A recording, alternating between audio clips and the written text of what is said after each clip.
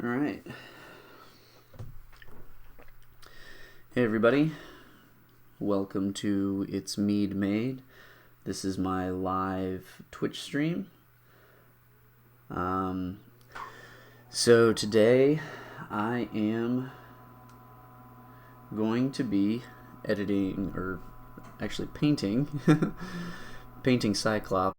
I just finishing him up from yesterday. I'm hoping I can get him done pretty shortly because all I have left is his hair and his visor. I'm probably going to do a little more touching up on his yellow, but not much. He's looking pretty good. He's almost done. But I actually had his visor yellow. I was actually painting that yellow yesterday, and I asked my followers on Instagram if they think the visor should be gold like the emblem or yellow, and it seems like everybody was saying, it was actually quite a few people that said his visor should be gold. So I'm painting him gold since that's what everybody says it should be. So if you want, if you're not already, you can follow me on Instagram.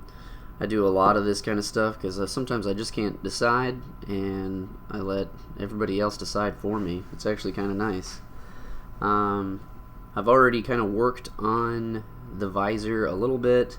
I've done all the little touching up I had to do yesterday, but in the midst of touching up, I kind of messed up one of the vents back here, so I've got to redo that too. But he is getting really close. I should be able to get him done pretty quickly.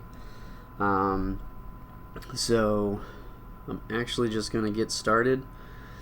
If anybody has any questions or anything like that, feel free to let me know, and I will answer them for you. But other than that, I'm just going to start painting. I'll explain some of my processes, why I'm painting and how I'm painting it. But right now I'm going to be painting the gold. I've already got some of it. The paint I'm using is actually folk art. I really like this folk art paint. It is brushed metal. It's really thin, so you don't even have to water it down. Typically for my other stuff, I water them down always, just to get rid of a lot of the paintbrush strokes, because that's how I found to get rid of brush strokes is if you're painting with thinner paints. It does take a lot more, rounds, but other than that, it's pretty nice. Alright, so I've already got some in my palette here, and I'm just going to start hitting, make sure this is dry, because I painted him just a few minutes ago before I started. Yep, it's dry. His emblem's done, his chest is done, sides are done. It's honestly, I'm really happy with how he's turning out for something I was just printing for fun. So I actually 3D printed this Cyclops from a Patreon that I follow from Eastman. He's got a lot of amazing models. Some of them are actually quite a bit of them that you see around. He offers for free, but when you sign up for his Patreon, he gives you so many more just as a sign up, and it's like $10 a month. And I tell you what, out of the couple Patreons I follow, this one I feel like you get the most bang for your buck, because he really gives you some sweet models. Every single month I get 3 models, and last month was actually this Cyclops. The only thing that stinks is he actually took a break this month in October, and so we're not going to be getting any new models. So I'm going to have to wait. But I've got quite a bit that I still want to print, because if you see me on Instagram, that's where I always post everything I'm doing. That's kind of my live stream of my printing life. I'm always 3D printing. I've got two Ender 3 Pros, which I absolutely love, and then I've got a Anycubic Photon resin printer, which is fantastic. But yeah, I've been 3D printing for probably a little over 6 years now.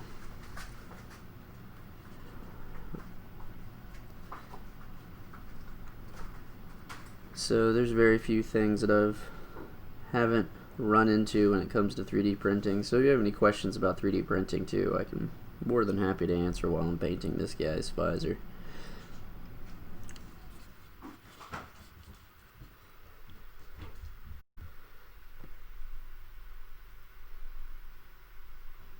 So this might take 2 more coats just by seeing how it's doing here. But I might start blocking off the hair right after I'm done with this, as long as I don't touch the gold. I'm notorious for messing up, but you know, I've said before that I'm not afraid to mess up. Like, you can't be in fear of screwing up when you're painting, especially if you're new to painting. You're going to mess up, and I think I love that about it, just because you can always fix it. Just takes more paint, more time.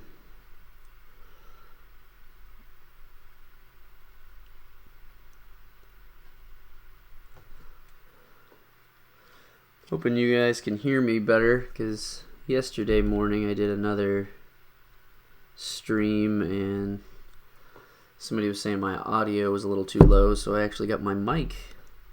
So I was actually using the mic out of my laptop, which I'm streaming from. So I actually have a nice little microphone. Now I've got that. So hopefully it sounds a lot better. Well, I'm not saying the sound to me, but maybe the quality, I mean the levels, is higher so you can hear me. Alright. Man, I tell you what, I love my followers, because, you know, they said gold and I was about to leave it yellow, and that looks way better gold. I don't know if the video shows it very well, but I really like that. Okay. So, nice thing about the gold is you never really have to do anything to it because of the metallic look. You don't really want to mess with it too much. So it's not like I'm going to have to do a lot more to it. I'm just going to have to maybe hit it a few more spots. I see a few where it's coming through. But other than that, I am very happy with that. A little bit of... And the nice thing is if you kind of see some globs and stuff, you can always just wet your brush a little bit and tap it a few times, and it'll smooth right out. But yeah, he's looking pretty solid. Just hit that right there.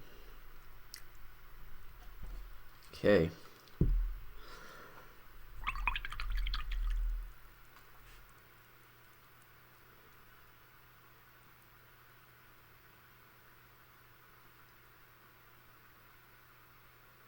All right.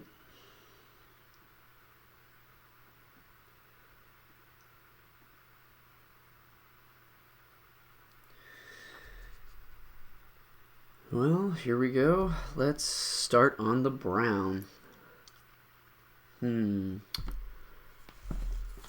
Choices. I think I might start with a darker brown And then I'll do a little bit of a dry brush to bring out all the hairs and stuff in the model. My go-to dark brown is this Apple Barrel Burnt Umber. I find it's just a good neutral dark brown. It's kind of my go-to for sure. But I honestly just got this at Walmart, and I think it was like $2 or $3. Like, the paints I like and I use a lot, I always get a lot of it. So you'll see, like, I'll have maybe, 3 or 4 bottles of this, or, whatever it might be, whatever color. Alright, so 1, 2, 3, 4, 5. So I just add some water to my acrylics because they are a little thick. And then I'll just mix it up real good till it's got a good consistency.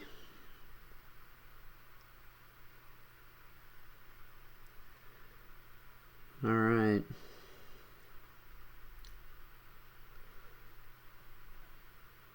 I honestly cannot wait to paint his the inside of his visor red, because I went with a darker red on the emblem, only for the fact that I truly want this thing to just glow. I want it to really have a good bright red on it. So I'm going to be going with like a really brilliant red, probably this flag red. It's super bright. So yeah, so when I'm blocking out colors, I usually just fill it in. Like, actually, this brush probably isn't the best for me. Get a bigger brush. Here we go. I get this brush, and when I'm blocking it in, I'm going to stay away from the edges, and all I'm going to do is just start filling in the colors and trying to get a nice even coat. And so just get an even coat all over, and just get a little bit close to the edges, but not much. And then I'll get a smaller brush, and then I'll start to get on the edges and draw it closer, draw the paint closer to the edges. That way I have less of a mess up, because that totally happens.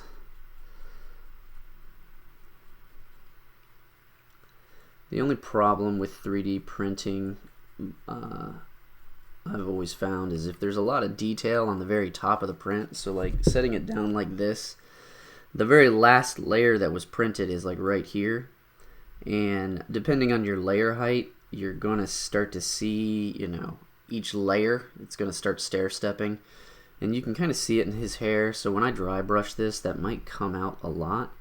So what I do to avoid that is I'll actually put a little bit of a thicker layer on those top parts to kind of fill in the gaps. You can use primer to fill in those gaps. Good, but not great. The primer I use, the problem is it's so thick that if there's tons of tiny detail, you'll kind of lose it. Like, actually right here, there was a lot more detail in this, where you can kind of see his edges, because it's like a jersey material, like a checkerboard jersey look, and it filled it in a little too much. But the dry brush really brought it out when I did that with a lighter color. So I wasn't too unsatisfied, I guess, with that, but it was still a little less desirable. The primer I use, and I swear by, is Creality has a 2X primer, and they have it in just about every single color you can think of.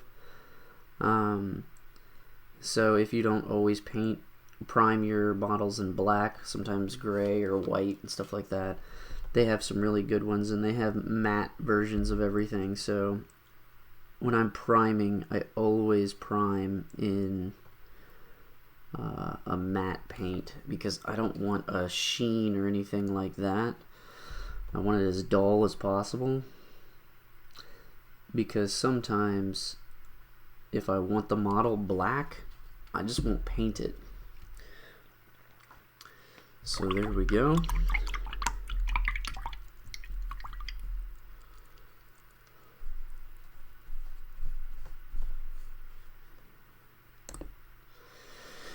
Now I'm going to come in. I'll probably stair step this because there's some areas that I want to get a lot of good detail, but still to block off all of my colors, I'm going to just bring it in a little closer, but still not touch the edge. And when it comes to touching the edge, I'm going to go with this very small point. So you can kind of see here. Here's my stair step process. I'm going to block it in as much as I can with this just so I can fill all the areas. Then I'm going to use a thinner brush. This is actually a size 5, and then this is 2/0. So the one thing, even though I've went to art school and everything like that, I never fully understood the brushes. I've always known that zeros, is a very small point, but when it comes to the fractions on the brushes, I've just never understood that. But I've been told 5 out of 4 people are bad at fractions. That's a math joke. I'm really good at bad dad jokes, just being a dad. Constantly trying to make my boys laugh. I find the older they get, the more corny they find me. But, that's part of being a dad, I think. Okay, so now it gets into how to hold it, because I've been resting this model on his head non-stop. So I'm going to kind of rest his shoulder on my palm. I find it very important to always brace yourself and your model, because you want to be able to have as much support so it'll stay as still as possible.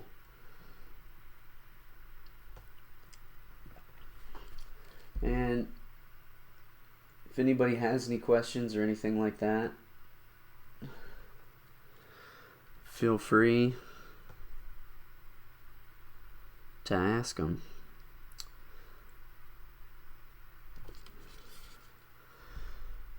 But I'll just keep rambling too.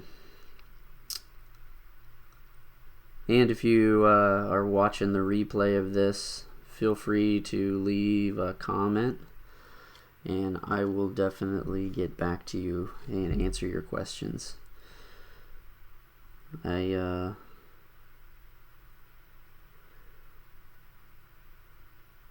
love helping people. My passion is teaching. I've taught in my field, which is video production. I've taught college classes and stuff like that, and it's like my favorite thing to do. It's a dream to be a teacher, so why not use Twitch and YouTube and all the other stuff. I know I get a lot of questions on Instagram, people messaging me, and I'm always there to help. Okay, so I'm moving down to my smaller brush, and here's the part where I'm going to get Scott Summers' hairline. And typically what I do is I'll blob on some paint and move it in closer. Except for when I'm doing a hairline, I want to keep a very fine point, and I basically just kind of flick and bring back. That way you can kind of see the roots and where they're coming from.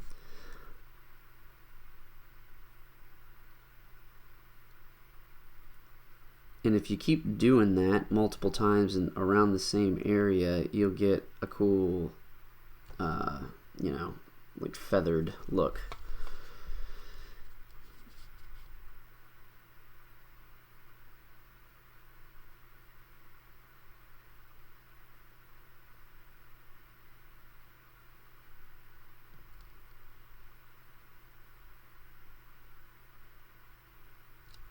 Whew. And that's me holding my breath. Man, I just tell you what, I keep wanting to set this down.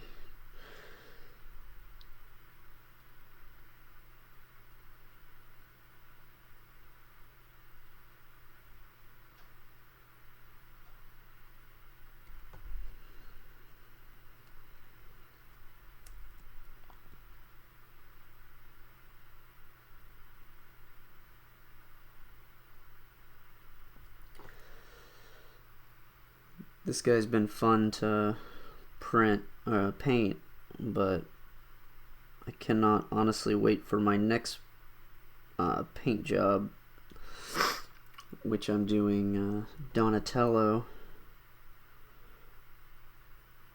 from Ninja Turtles on my another Patreon I follow and support his Prey collection. He does some awesome models, and he actually just dropped his models for this month today, which is Baxter and Krang from Ninja Turtles. If you're a turtle fan like I am, he's well worth looking into. And I know a lot of people do some really sweet stuff with his prints, and actually Mad Max Miniature, he does amazing stuff, and I would suggest you checking him out on Facebook or Instagram. I cannot wait to paint Donnie, just because I've seen some of his Twitch streams of his process, because he's painting the ones that I'm actually wanting to do. And they look awesome, so I got some new techniques I want to try desperately.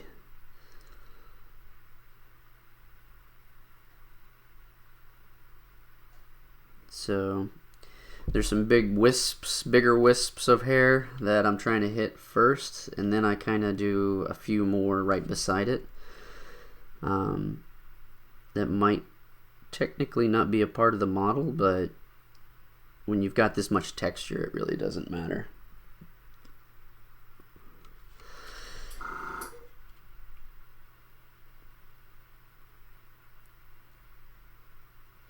Okay.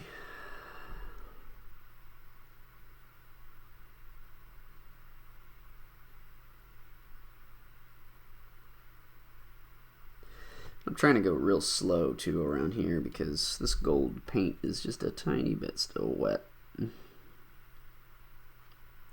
But I'm an impatient painter. I want it dry now.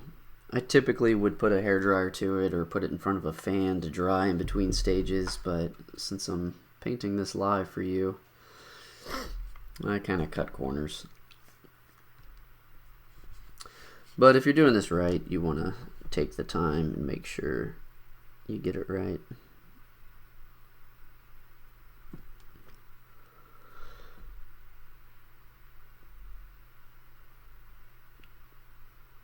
And if I was actually painting this for someone, I would make sure every layer is perfect before moving on. But it's one of those things that, you know, when you're doing this for yourself, it doesn't always have to be perfect, as long as you're happy with it.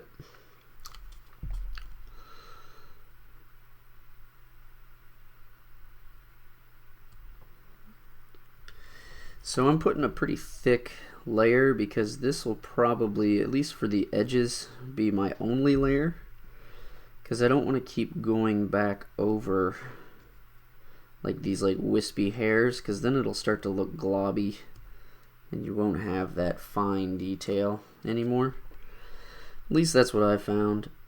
So when you apply a thicker layer, you won't have to keep coming back. But probably the top of the head I'll probably hit one more time, and then after that I'll hit the visor again.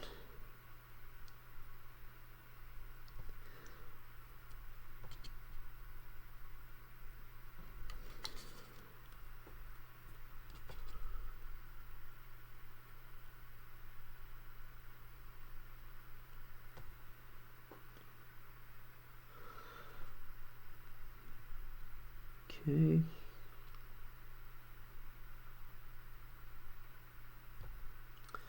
Looking pretty good.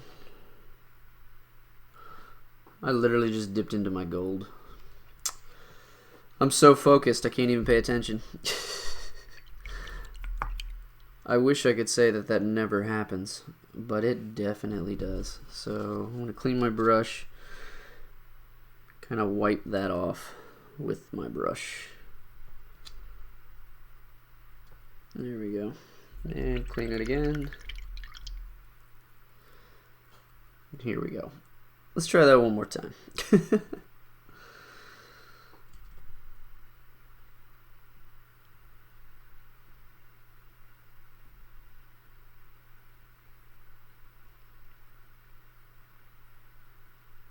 And one thing that might be hard to tell, I hope I'm not blocking. I think I'm blocking it. Sorry. I've got my glasses on. One thing that might be hard to tell is when I'm pulling back, I'm twisting my brush just a little bit, and it's just so I can keep a sharp point on my brush. And I can also show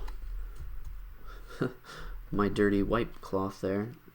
When I'm coming over here, I'm also pulling and twisting because just to keep that point. One of the things I know I've discussed before is some people are brush lickers, so they'll just clean their brush and then put it in their mouth and pull to make sure that they're keeping that point.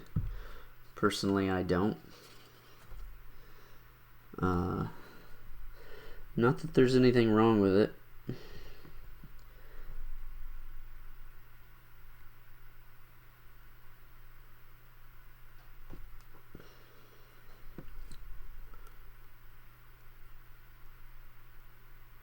A lot of little grooves here.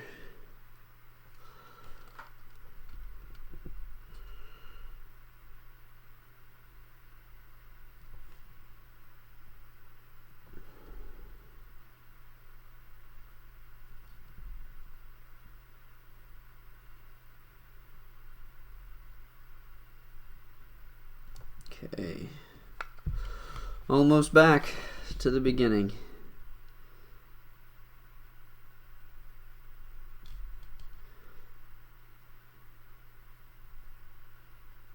And there we go. So the top of his head is literally almost dry. I don't know, you can just see a few shiny spots. So I'll take my bigger brush and go back through here, hit him again.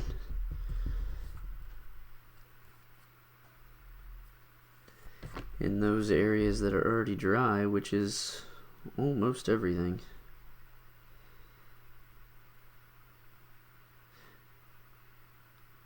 So, and this might be common sense, but what I do is I always paint with the direction of whatever the grain, I guess, would be. So like for this is the hair. I won't go this way, I'll go with it. That way, because if you go this way, you're going to just start getting globs along the ridges and lose that detail.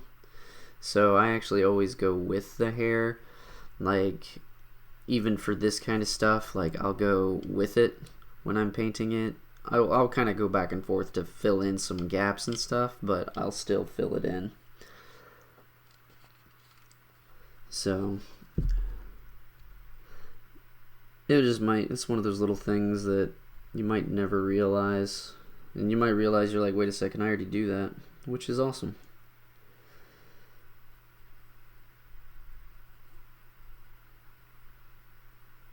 And like I said, I'm kind of making it a little thicker right here, even though the ridges are still going to be showing up where the 3D print lines. That's the one thing that does help, because people ask how I get, it's like, how do you get no print lines on your paints? Sometimes I thicken my paints up so you just don't see them.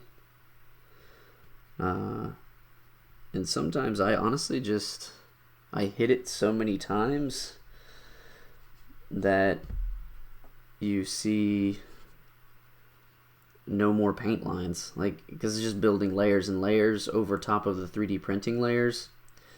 and then you just kind of lose it.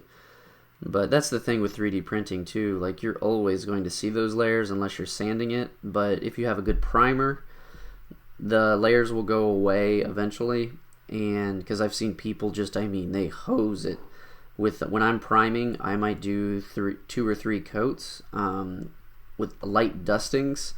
I don't like to just hose it down, because then you lose all of that detail. And especially with these Eastman 3D prints, there's just so much detail.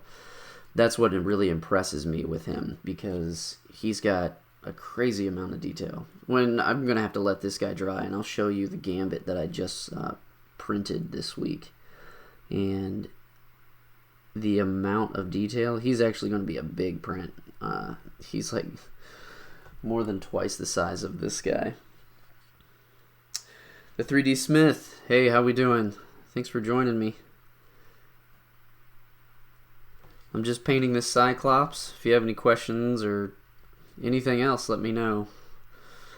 He's almost done. Okay, so I've got his hair blocked off.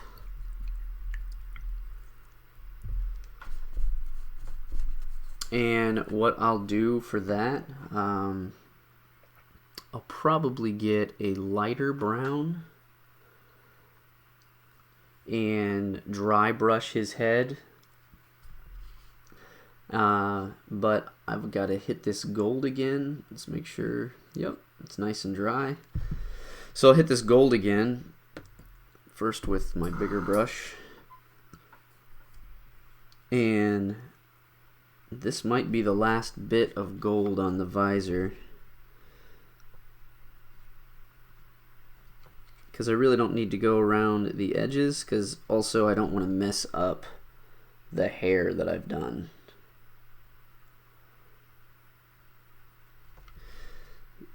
So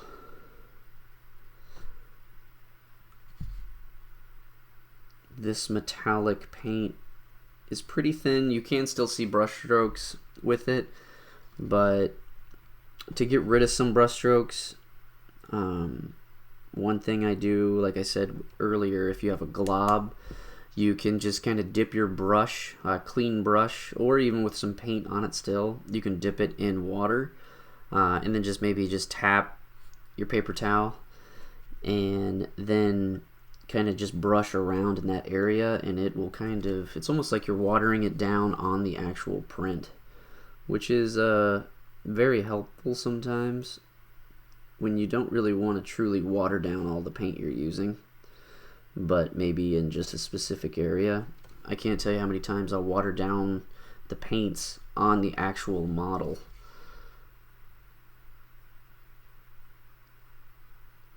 And I'm not saying that that's the right way or anything like that. It's just the way I do it, and that's the beauty of art.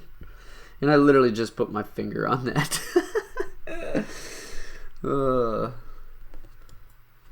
Tell you what, I do that so much. Just rushing.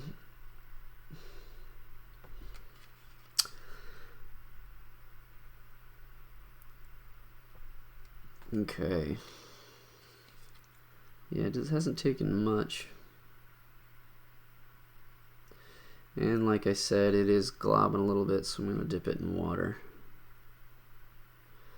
And that is really starting to, you kind of just dab it and it smooths it out. Like you'd be surprised of like just a tiny touch of water with some paint on it, and you just kind of tap in the same spot and just kind of go around it. It really will smooth out that entire, all the strokes, all the brush strokes, and they'll just kind of dissipate. It will take a little longer to dry since you kind of got more water added to it, but honestly, who cares? Okay. So since I covered up that yellow, you really don't see that hardly at all.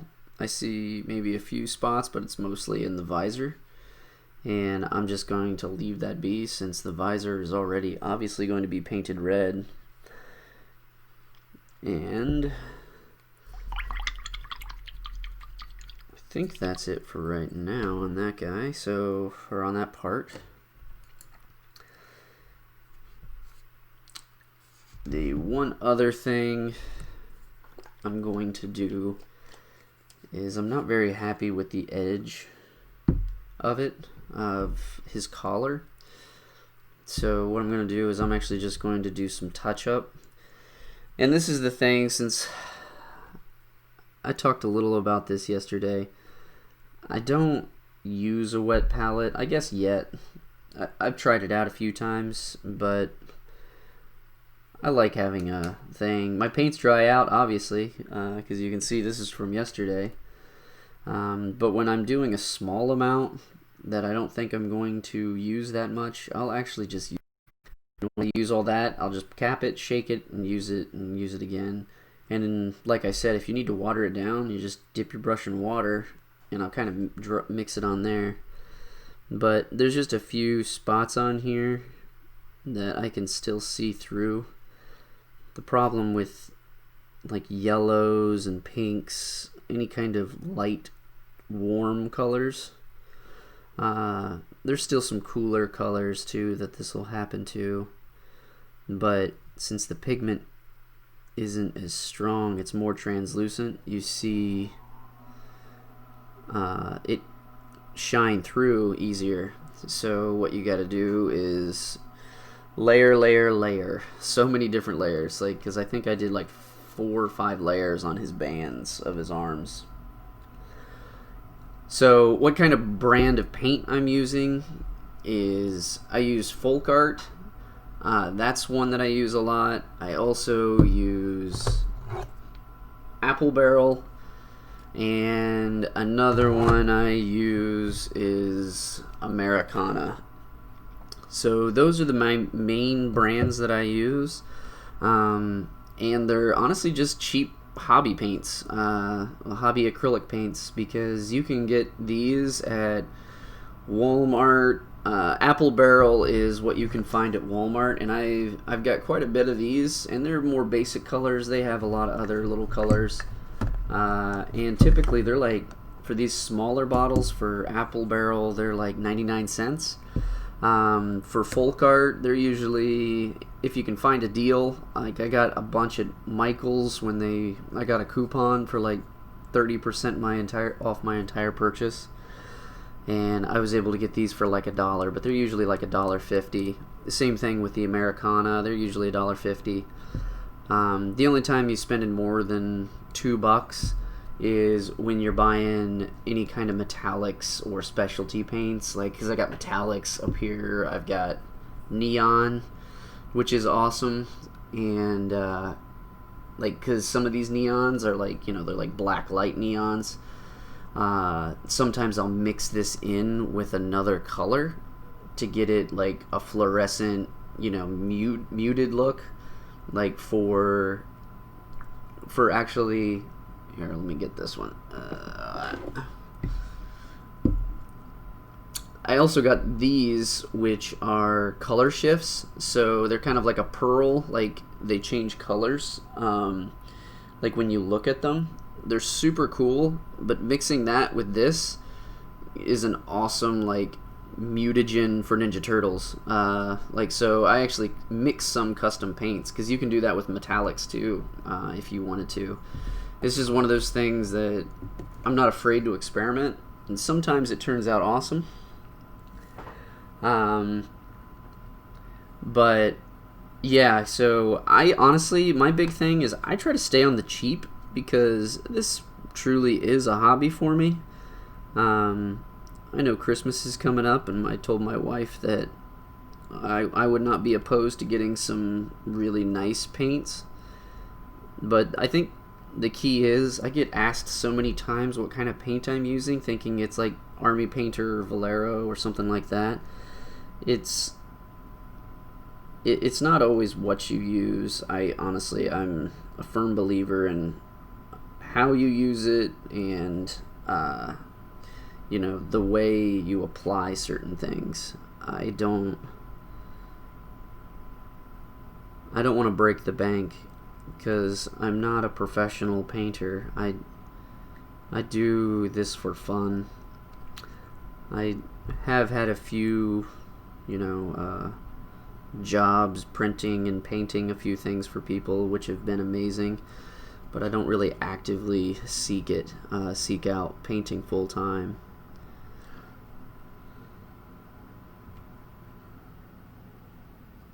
Yeah, I would agree with that. Skills and patience. Because I can't tell you how many times people have also said, they're like, well, I've done this and it turns out nothing like yours. And it's like the second thing they've painted. Like, I might not, I'm fairly new to painting 3D models. You know, it's maybe a year or so. But I went to art school. Like, I know how to paint. Like, it's really just, you know, techniques of how you hold and how you, you know, apply different things. So it takes practice. And that's the big thing I've told a lot of people that say that, of like, you know, you're not going to be good, you know, instantly amazing at something the first time you do it. And even when you've done it for years and years and years, you can always learn from someone. I know Mad Max Miniature, I'm a giant fan of him, and I talk to him all the time in learning his, you know, different techniques, seeing how he does stuff. And it's just cool to see from other people. And then just kind of doing it how you want to do it. Because there's a book that I'm a huge fan of. It's called Steal Like an Artist, and basically the book is about, there's no more original ideas out there, but you can take somebody else's idea and make it your own. And that's the beauty about art. You can see somebody's, you know, art and have inspiration through them. But yeah, it's always fun. Alright, so his head is still wet a little bit, and his visor is still just a tiny bit. But what I think I'm going to do, I'm going to do a tiny bit of dry brush on this metal part right here. I assume it's metal because I made it look metal. Because I've already done some dry brushing on here, some darker dry brushing to give him a little bit of, you know, dirt and texture.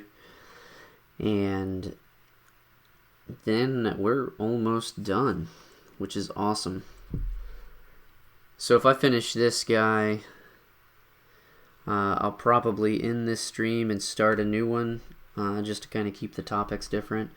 But I just finished printing my Leonardo from Prey collection this morning, and I'll probably process him and show people how to process and tweak resin and then start gluing him together.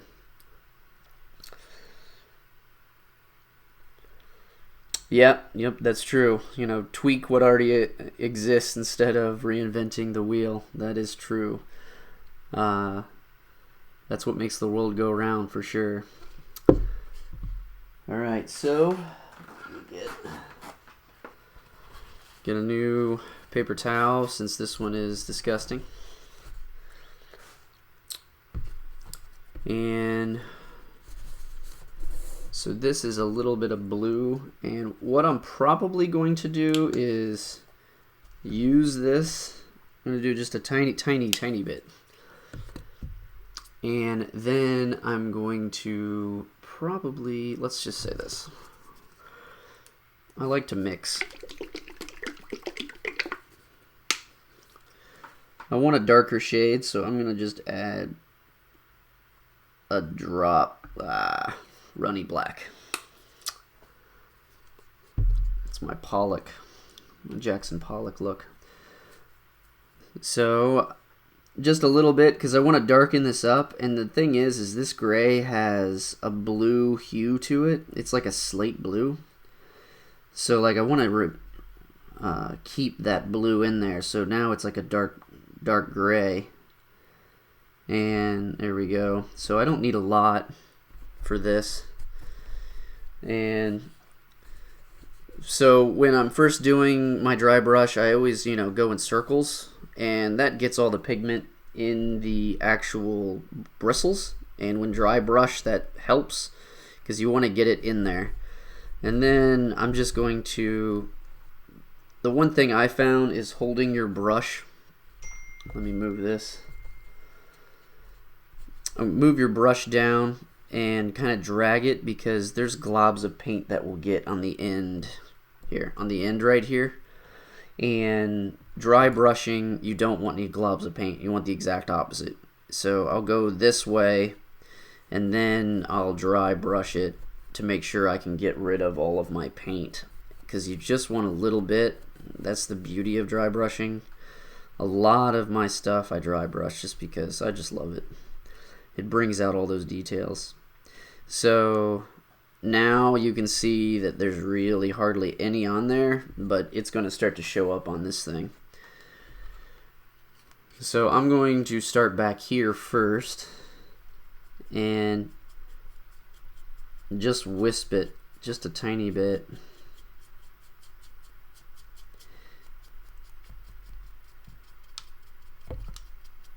Because the great thing about this is if you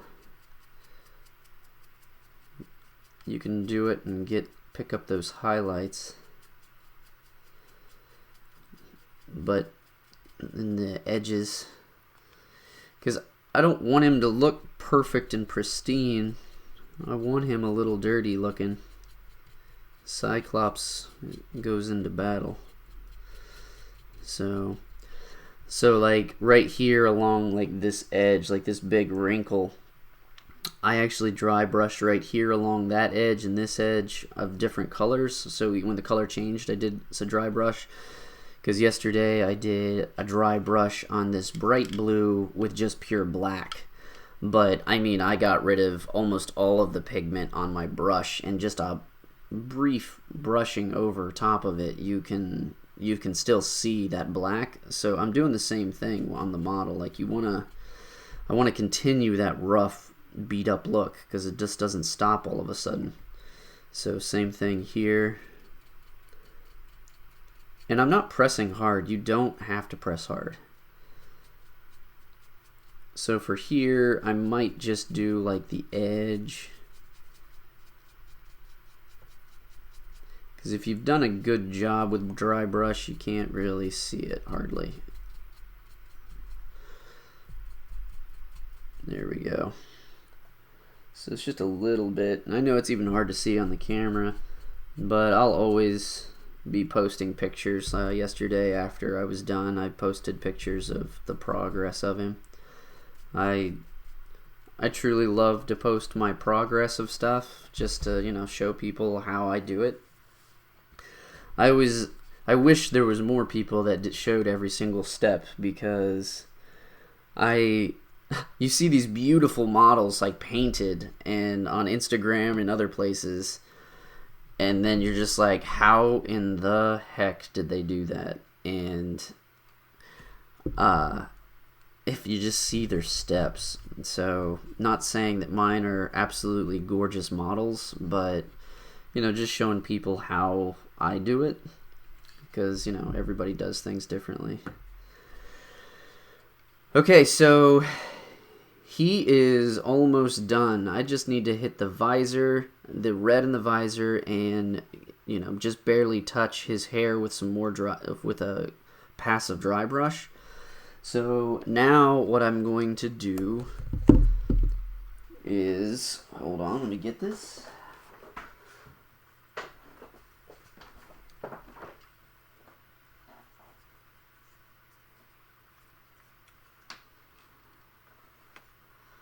I'm going to get his base. So cool thing about his base, it's actually the X-Men logo. And when he sits on it, like it's, even though you can't see it, but he sits on it at an angle like that. So it's just kind of a cool base. This is the same base that is for the Gambit that I printed. But what I want to do with this, if I can grab it.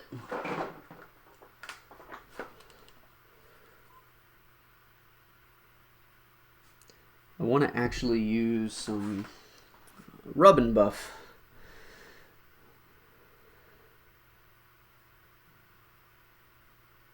So, rub and buff, if you don't know what it is Miracle in a Tube. I freaking love this stuff. Here, I can actually show you an example of it.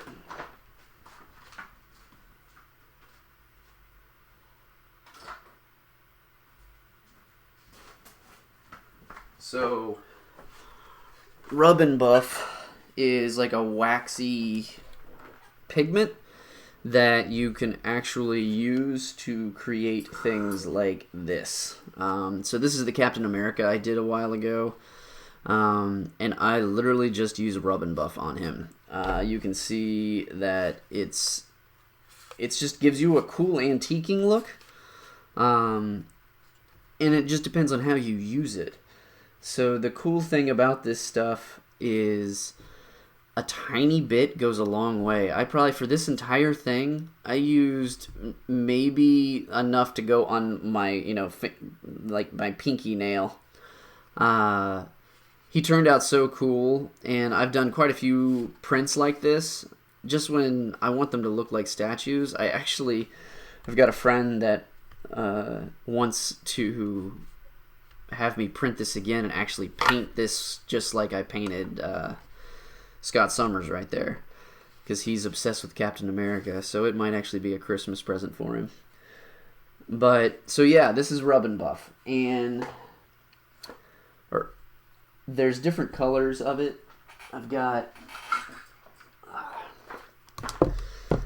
I actually bought this on Amazon for, I want to say it was like $10 or $15 for 3 of these. And one of the guys I talked to on Instagram, I was asking him how he used it, and he said he bought this same kit of, the silver leaf, gold leaf, and antique gold. It's just a 3-pack, and he said he's done dozens of paints and stuff like that, and he's had it for years, and the stuff just lasts forever. So it's well worth the purchase. But it's called rub and buff. So what I'm going to do, what you typically do, is you apply it with a sponge. And I've actually got a sponge that I use this stuff for. It's a spouncer. Don't ask me why it's called a spouncer. But essentially, I want to give a really metallic gold look to this. It's going to look a little different than the visor, but I've never actually applied it to just something like this in detail. But I figured this is kind of a cool process while Scott's hair is drying. So, I mean, it's one of those things that a tiny, tiny bit goes such a long way. And I don't want this to look antiqued, really. I want it to be a little just covered. I got a little bit of globs here. Get those off. I should have done that before I primed it. Okay, so, and I mean, I'm going to put just such a tiny amount on this, like, just to show you. Like, that's literally it. I doubt I'm going to need more than that. And the key here is, when you first do it, unless you wipe it off on like a paper towel, you need to go in an area where you definitely want a lot, because I mean it keeps going. Like, the stuff is amazing. So I want this to really be a solid gold. So what I'm gonna do is just start applying this and start rubbing it. Hence the name. But you can see how just this little bit, it's already starting to just show up. And I think people really use this for, like, antiquing stuff, like furniture. Like, one of these tubes will do like a dresser or something. So I just get in there with the sponge and just keep going. And I'll twist it around and just start rubbing it.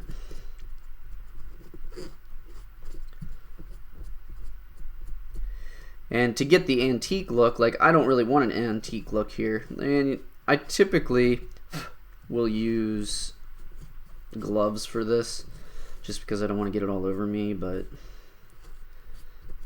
I don't really care. Just because I've seen so many other people get gloves on, and I think because it stains, it can stain your hands.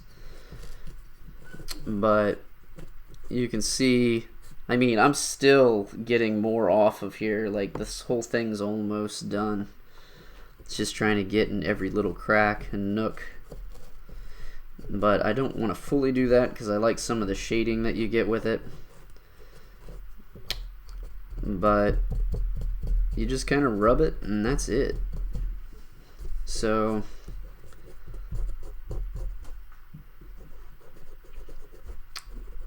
back and forth, because it's kind of waxy. Like in the beginning, you kind of got to move fast with it, I've found, because it will actually not move around as easily. So you can see I'm not being gentle in any way.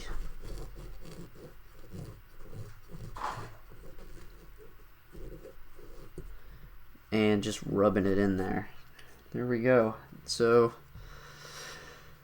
that's it. So like the nice thing is it didn't get in the cracks perfectly. Like, and that gives it a little bit of an antique look, but not much. I just really wanted to get, like right here, I need to get a little harder. And I use these spouncers, and I go through these things. You can get a pack at like Walmart for like, I think $6. And it has a lot of stuff. Like, let me, actually, I literally just bought a new pack. So like, here's the pack of them. And they come with different sizes. So you can see there's little ones, medium ones, and big ones. And I use these things until they're about ready to fall apart. And another cool thing is sometimes when I want to get like a cool texture, I'll actually take these and like cut them. Like I'll cut them and make a strip of them. Like I'll make the sponge look like that essentially, and then be able to get in certain areas. But yeah, that's pretty much it. Like that's how easy that is, and it's so funny because doing this, like if anybody's ever done it once, they know a good model can look amazing if you use this stuff. And man, I should be a spokesman for Buff and Rub, because I can't tell you how many people I've sent to get like some tubes of this stuff, because it's just freaking fantastic. So yeah, now we've got a cool base, more antiqued look for that. Because the other thing I'll do is my last step of everything always is I'll go on the bottom of my busts and paint all of this black. That way it's a nice solid color. Added to the shopping list. Awesome. I tell you what, that's one of the things that I swear by. Like, Buff and Rub is so awesome. If you've never done a model with it, I strongly recommend it. There's a guy on Instagram that just sent me some of his models as just like he wanted me to test them out and see what I thought of them, and I'm going to resin print those and use this. I bet you resin printing is going to look awesome. So just send him an email. Yeah. Could be a sponsor for them.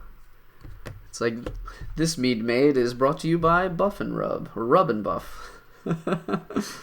Yeah, never know. Okay, so I'm actually that sponge got my surface pretty nasty, so I am going to clean this up. This is another thing that I just got because I have a friend I work with that he paints minis for D&D, and all we ever talk about is painting and 3D printing. And he told me he got this a silicone mat, like just a cooking silicone mat to paint on, because it's so freaking nice because you just add a little water to a paper towel and wipe it away and it stays clean. So I started using that, and I found it in the green that I use for like my stuff. I thought it was so freaking cool. Okay, so that is almost it. So I'm ready to... The gold is, it's about 90% dry, but his hair is dry. So now I'm going to dry brush this, then get the red in the visor and glue this guy up, or actually paint the bottom here. And one of the things I'll probably do right now, I'm looking to the future here. So black goes a long way, like I'll probably have left over. But I'm going to get this done right now.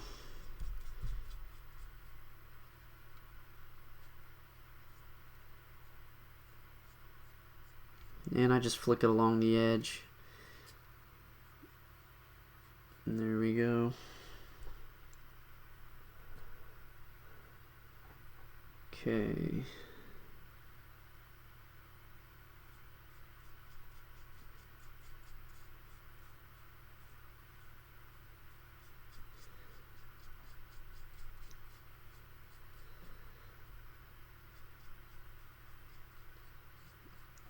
And this is just one of those like little tiny things. I've seen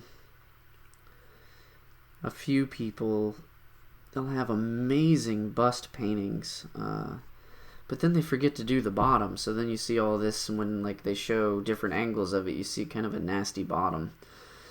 So it's just one of those like very last finishing touches that I always do. But since I'm about to just do his hair in the visor, I figured I can start letting that dry so I can glue it down immediately and we can have this thing done. Okay, so now comes the brown. And choices. So I've got this paint I'll probably use. It's called Real Brown from Folk Art. I'll probably use this one. And to dry brush this, take my paper towel, fold it up, move that over. Okay. And I don't always do this, but you know what? I'll just show you. This is another thing. Sometimes I'll literally do this when I don't have a lot of dry brush to do. This is such a small area. I'll literally just squirt a good glob of paint on my brush and then just throw it down and keep some of the glob there, and then go in my circles and start that. So and that way I can dry brush pretty well. Actually, and unfortunately, I did not clean this brush good enough. There's still gray on my, I can see it here. I know it's probably hard for you to see, but that's the thing with dry brushing. It gets in the bristles so much, because that's what I used this brush for last, was to get the silver. Yep. Okay, but still, there's still some there. I can just swirl it around, get a lot of pigment on my brush, and back and forth. Yeah, there, now that's only brown. Okay, so now this is going to be a very subtle thing, but I'm going to just do some quick flicks.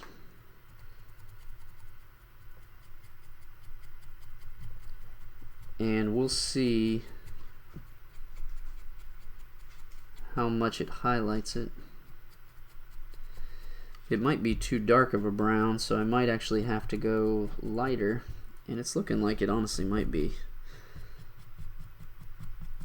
I can barely see that, but that's fine. I'm gonna just get a little more pigment on my brush, turn it into a wet brush instead of a dry. So yeah, it's barely, there's not a big difference between it, the colors, but why I'm finishing it out, just because, you know, you never know with layering, you might be able to find something else. So let's get another lighter brown.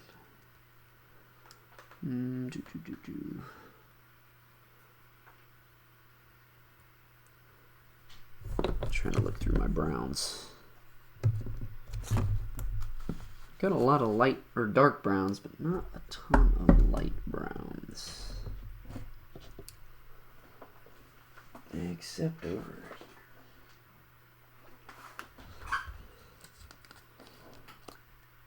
here we go. Let's do this one. This is my Folk Art Coffee Bean. It's actually kind of a nice brown. It's almost like coffee. So get a glob on it. And just because it's a different color, I'm going to fold this over. Roll that blob on there. And I didn't really need to wash it because it's still brown. Okay. So, we've got that. Here we go. Yeah, there we go.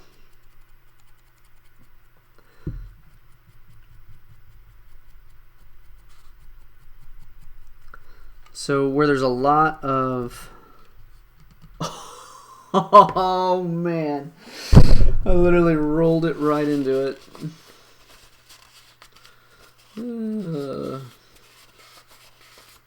That's funny.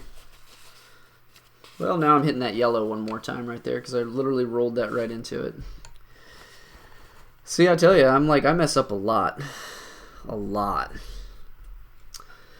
A smart person would keep their palette away from them. But, you know, I don't care.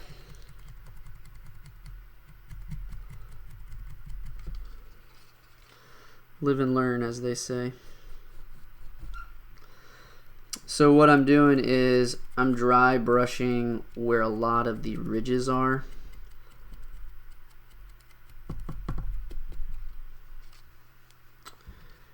Because that is kind of the big key, is making sure you can kind of get those highlights. It's just lighter.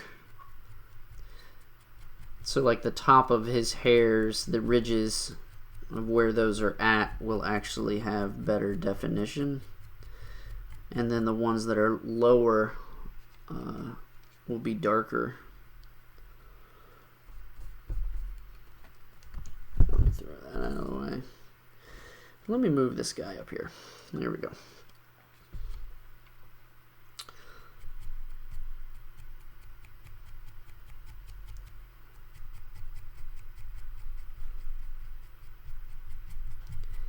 And I'm just trying to evenly hit it all.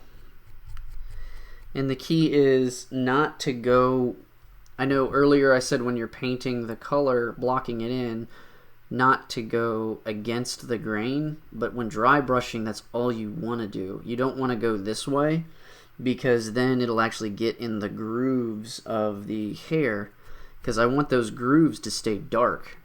I want the rest to actually start to come out. So, and that's what I'm doing here. There's like a ton of detail in his hair, and I want that to really pop. Because I might even do a second layer. And that's the great thing about dry brush. It takes a second to dry because it's pretty much drying, putting down dry pigment.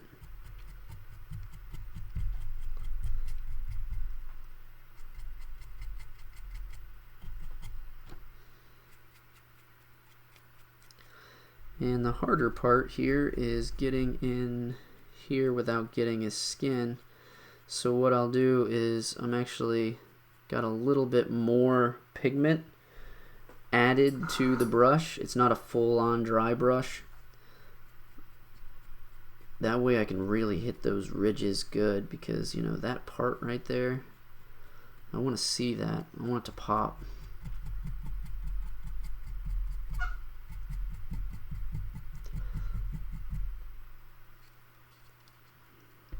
But yeah, it's really subtle, which is awesome. Just keep getting more paint and taking some of it off.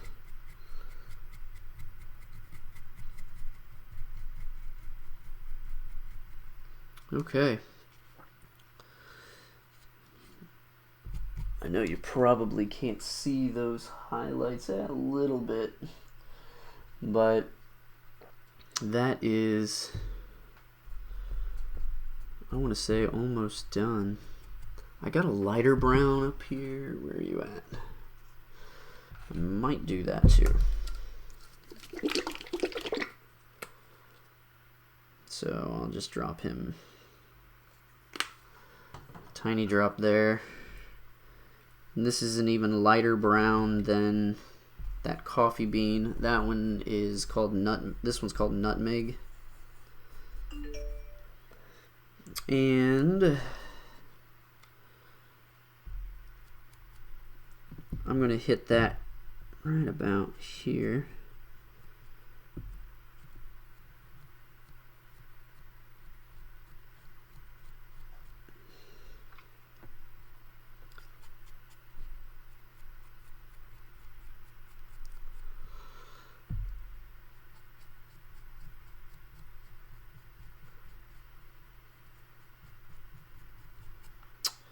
Really just trying to draw out some more of that detail in his hair.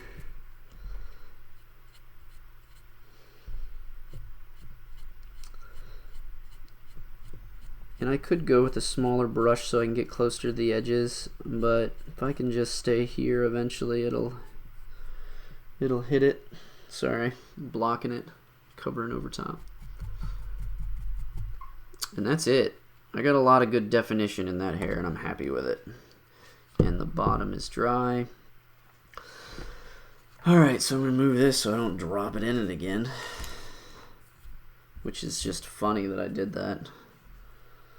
So, next thing is, now I have to hit this yellow again. I swear. Nearly done. So I'm going to hit that yellow once, and then I'm going to let me clean my brush.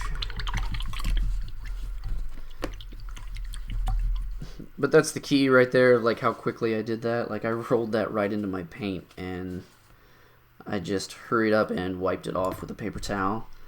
Some of this dirt and stuff, like I might be able to, if I take a wetter brush, reactivate some of it.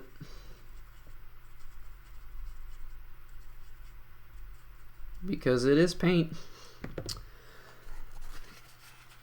And wipe it off. Yep. Looks good to me. Okay. So I opened up the cap here. Since I only need a little bit, I'm just getting it right out of the cap. And just doing a nice layer over that, some of that browns that I hit. Because I've already kind of done a little bit of dry brushing over this to kind of make it look a little dirty.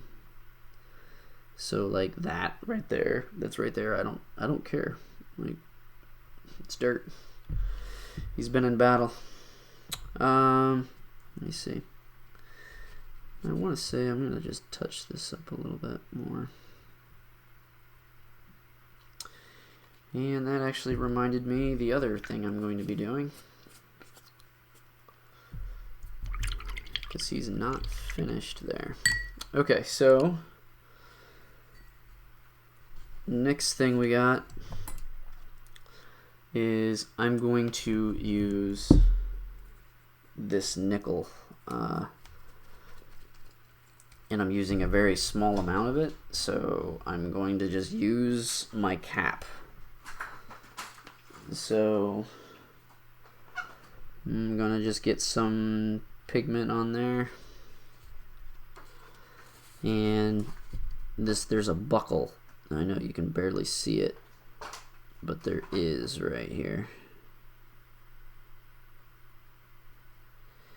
And I'm going to paint that silver metallic.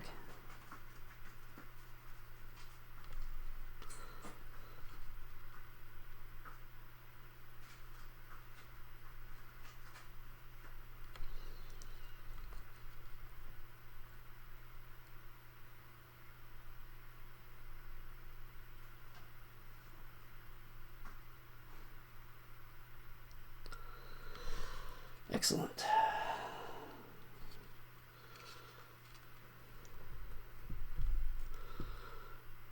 And the other side.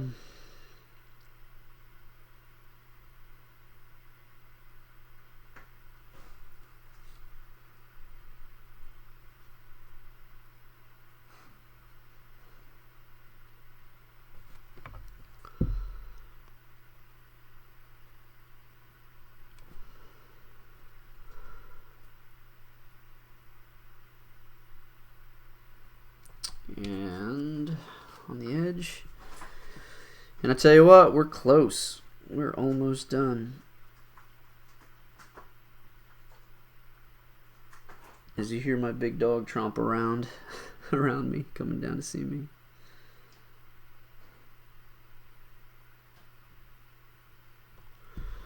Alright, so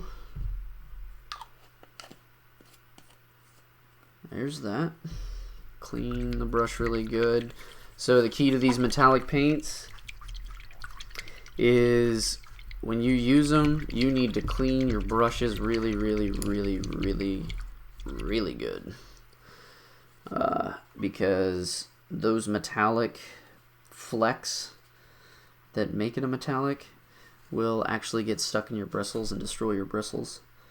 I have some brushes that I'll only use with metallic paints, and some, like these, are my cheaper paint brushes, but I have a nicer set of like the fine touch brushes that I will only use acrylic. I'll never use anything else on them. Okay, so last step is his visor, and that's where I'm going to be breaking out my glasses. So these are fantastic. They're just, you know, help magnify. You can see there. And there's a light on it too. Like, these things are honestly just amazing. Because I'm not fully blind, but I am not, let's just say I'm not as young as I once was. So I'm just going to put a drop of red in there. And like a half a drop of water, because I don't really want to get a ton of water in it. Mix it up real good, because if it is the thinner, it'll go in easier and flow, but I don't want it like water. Okay. Moment of truth. It's where Cyclops becomes Cyclops.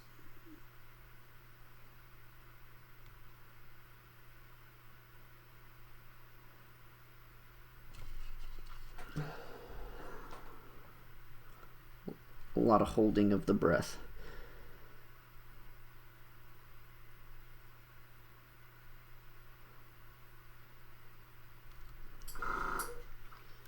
And my air compressor for airbrush going off.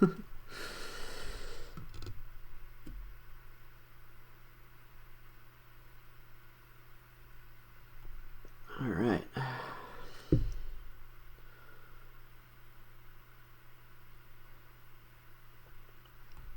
And so I'm using a bigger brush, a little bit of a bigger brush.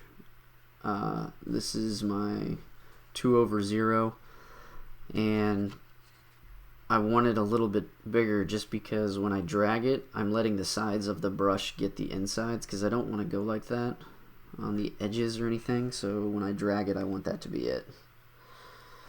And so far, so good.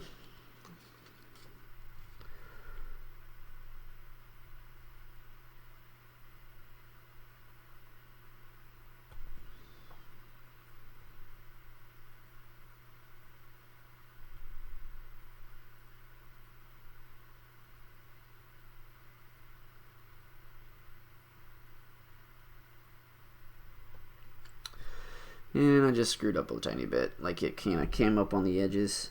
It's kind of hard to see where the edges are and where they're not. So I'm going to have to hit with the gold edge right there when it dries. But that's okay. So now switching him over.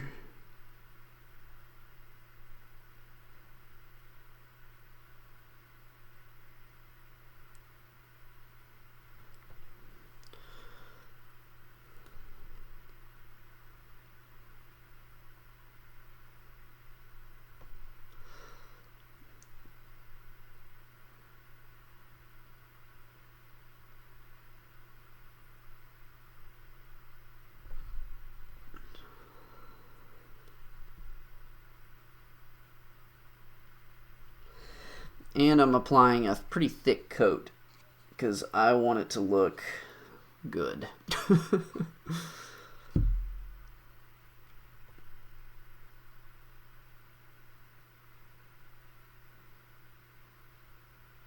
And I guess by good, I mean I don't want to go back over it. Like, this is my only coat of red I'm doing.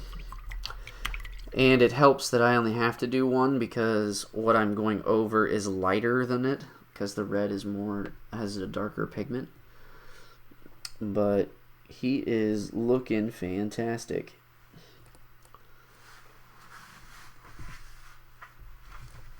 I wonder,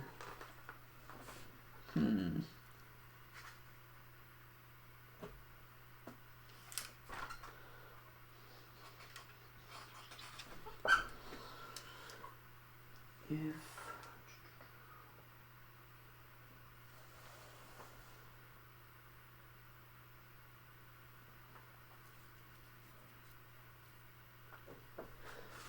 got some other paints. I'm just thinking about different options. But I think we're good with that.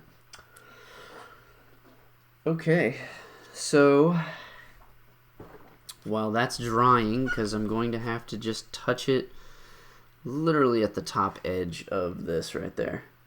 While that's drying, I'm going to paint these bottom arm pieces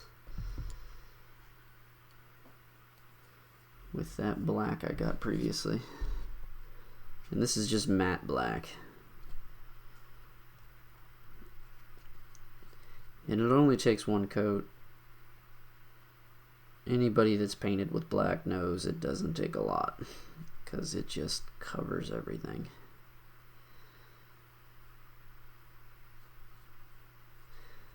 So I put a pretty big glob on here, and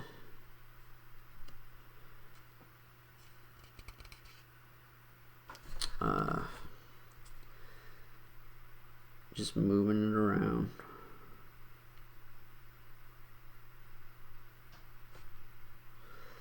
Okay. Next arm. Could probably put a little thicker right there.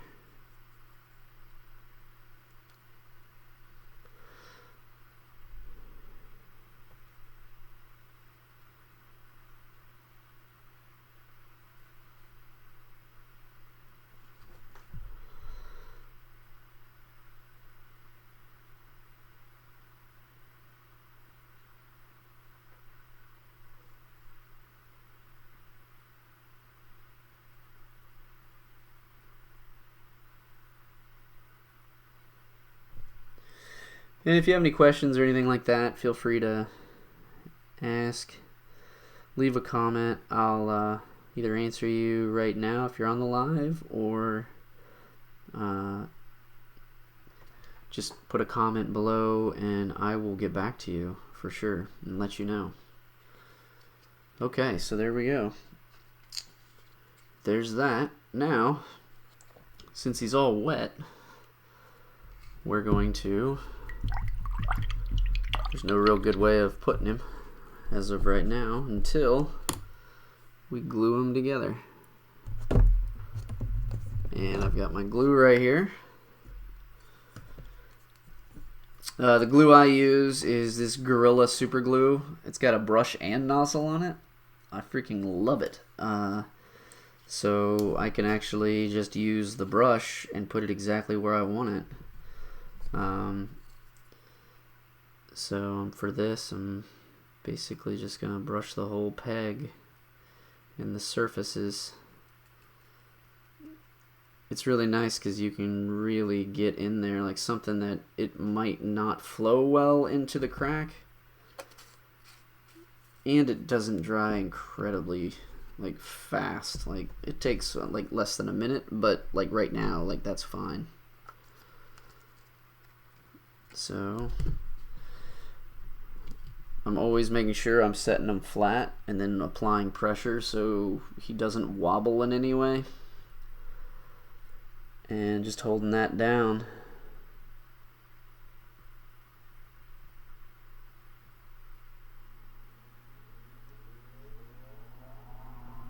Okay, let go of the pressure, and there we go. So you can actually see that this was all with red filament. Okay, so that spot is dry.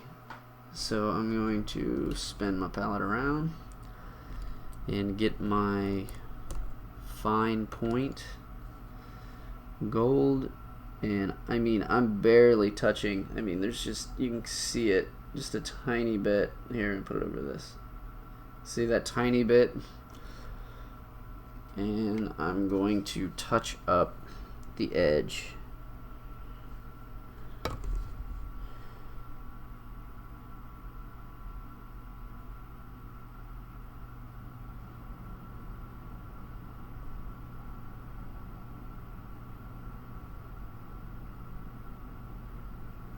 Okay, that's it. Stand him up, clean the brush. So every time I think I finish a model, I've never finished it because there's always something.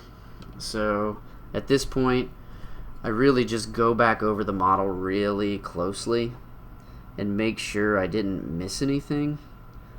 Because like I said, I almost always miss something.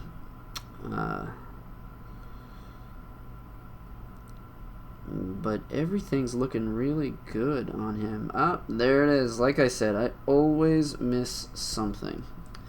So right here, the vent, it got messed up. So what I'll do is I'm going to take a little bit of my black, dip it in water, and just kind of swirl this around and make a little blob here. And essentially what I'm doing is making, it's like a makeshift ink wash, but it's kind of a focused wash. And I'm just gonna tap it and it will start to just flow in that.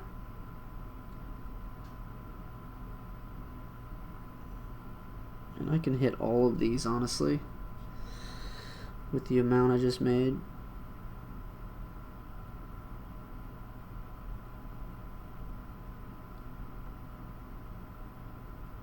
And when you're doing this, you got to think that it's not going to dry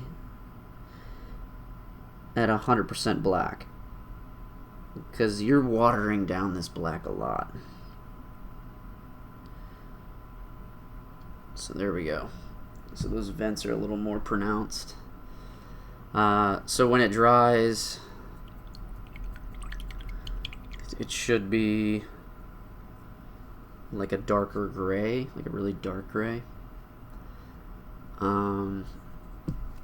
And then I see that I just accidentally hit a part of my model, so I'm going to dry brush it. You can see I do all kinds of weird things. Like I'll actually just squirt paint right on my brushes. So I got a piece of black right there, so all I'm doing is just dry brushing over it. And the reason why I'm dry brushing over it, not directly painting on it, is because it's dirty and I want it to be dirty. And I like that. I don't want him to be pristine in any way.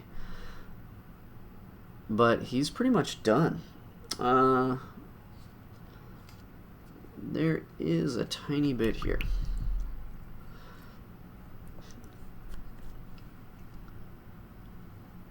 I got a little bit of paint, and it probably is from that paint I'm dry brushing over. And I can hit some of this again too, why not? Still got paint left, might as well use it.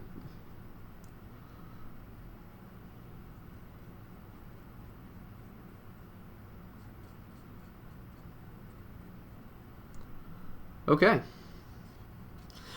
Well, that is it. He is done. I hope you guys like him. So what I'm going to be doing is probably this morning I'll take some more pictures and video spins of him so you can see some close-ups of him and do that, and I'll post it to my Instagram, and that way you guys can see what it's actually looking like. Hopefully I can get that this morning, but yeah, I think I'm pretty good to end this stream. I might actually start up another stream and process my Ninja Turtles since I've got those ready to go. But yeah, thanks a lot for stopping by, and appreciate this, and hope you guys have learned at least a couple things or a few cool little tips along the way. Alright, have a good one.